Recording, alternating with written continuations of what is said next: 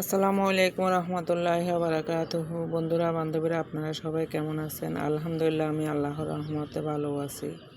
তো আজকে চলে আসলাম ছাদে ড্রাগন ফল দেখাইতে। যে দেখেন ড্রাগন ফল ধরছে, কত সুন্দর ড্রাগন ফল। এই যে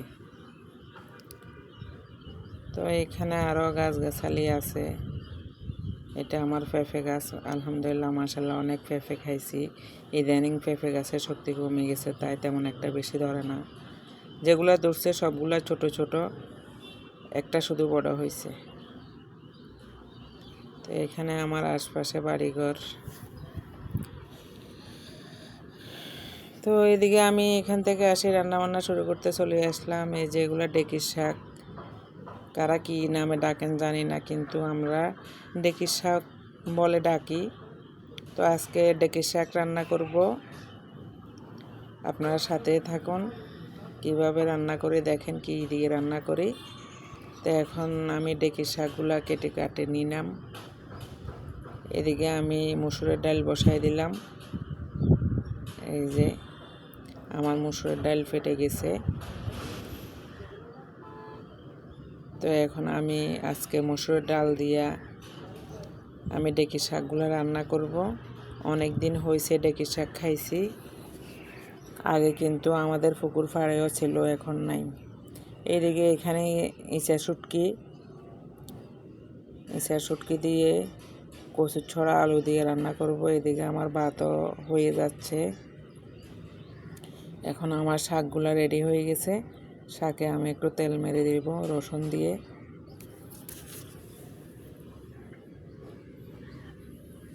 হয়ে গেছে আমার তেলটা। এখন এগুলো আমি শাকের মধ্যে দিয়ে দিলাম।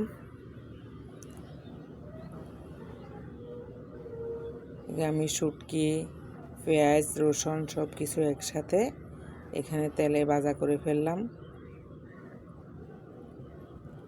এর মধ্যে একটু করে আমি টমেটো সস দিয়ে দিলাম।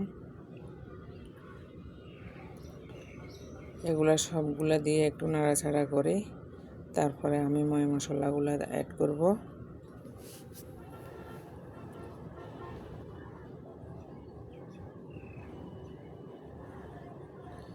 এখন আমি এখানে হলুদের গুঁড়া দিলাম,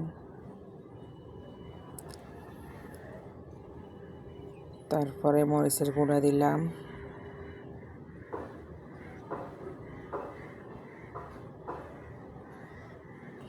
মশলার গুঁড়া দিলাম। সবগুলো একসাথে আমি তেলে একটু ভেজে নিব।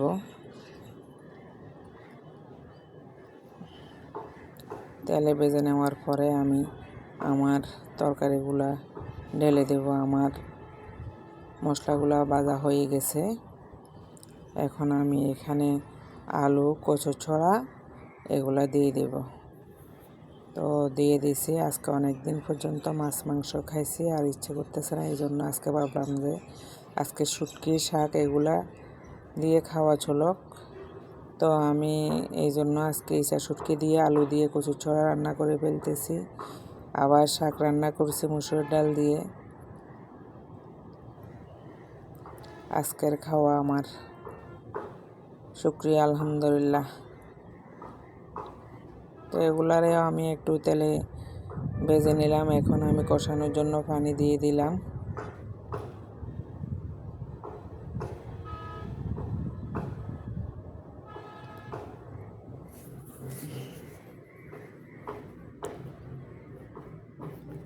এই যে আমার তরকারিগুলো হয়ে আসছে। তো আল্লাহ হাফেজ, সবাই ভালো থাকেন, সুস্থ থাকেন।